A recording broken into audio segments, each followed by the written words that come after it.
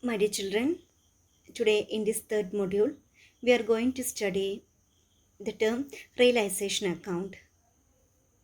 Realization account is an account which is prepared at the time of dissolution of partnership firm.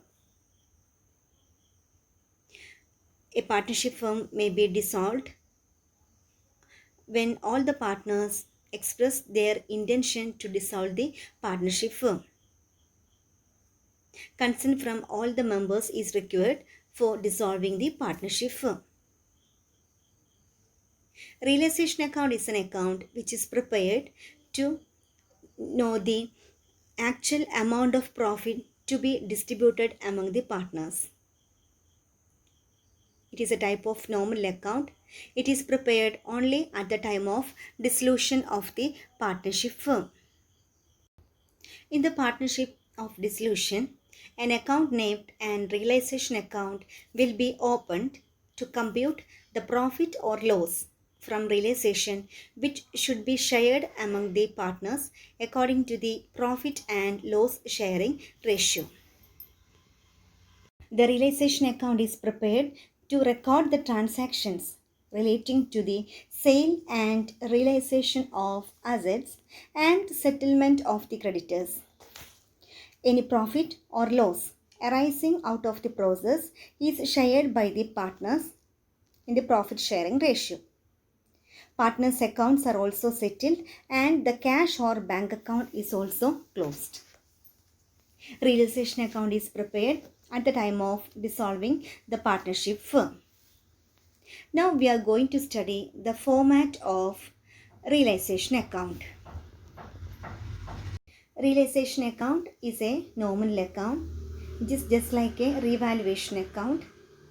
Revaluation account is prepared at the time of admission, retirement, and death of the partners. But in the case of realization, it is prepared only at the time of dissolution of the partnership firm. While preparing realization account, the following points should be kept in your mind. The first step is to transfer the various assets except cash balance and bank balance, which are given in the balance sheet, to the debit side of the realization account. This is the first step. Transfer the balance of assets to the credit side of the realization account as to concerned assets account, that is to stock account, to inventory account, to debtors account, to building account, to assets account, etc.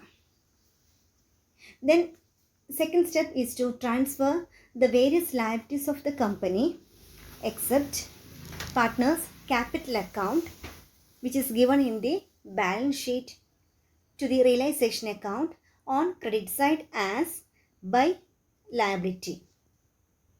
Liabilities may be creditors, bills payable, outstanding expenses, etc. Then in revaluation account, next step is to record the realized value of assets. Suppose sometimes the realized value of the assets given in the problem as adjustment, transfer that amount to realization account on the credit side as by cash account. Enter the realized value of assets on credit side. Then next step, that is the fourth step, is to transfer the payment of liabilities. Sometimes the company make the payment of liabilities to outsiders. This payment should be recorded on the debit side of the realization account as to cash account. Then sometimes there may be unrecorded assets.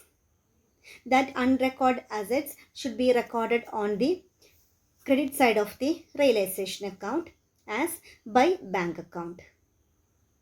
Sometimes there may be unrecorded liabilities. Enter that amount on the debit side of the realization account. The next step is regarding the payment of realization expenses. Sometimes firm may bear the realization expenses. Realization expenses are the expenses for realizing the various assets and liabilities of the company. Sometimes the firm may bear the realization expenses. In that case, record that amount on the debit side as to cash account. Sometimes one partner may bear the realization expenses. In that case, enter that amount on the debit side of the realization account as to partner's capital account. After entering all these transactions, find out the closing balance. That closing balance is the amount of the profit or loss to be distributed among all the partners. Transfer the closing balance to partners' capital account in their profit sharing ratio.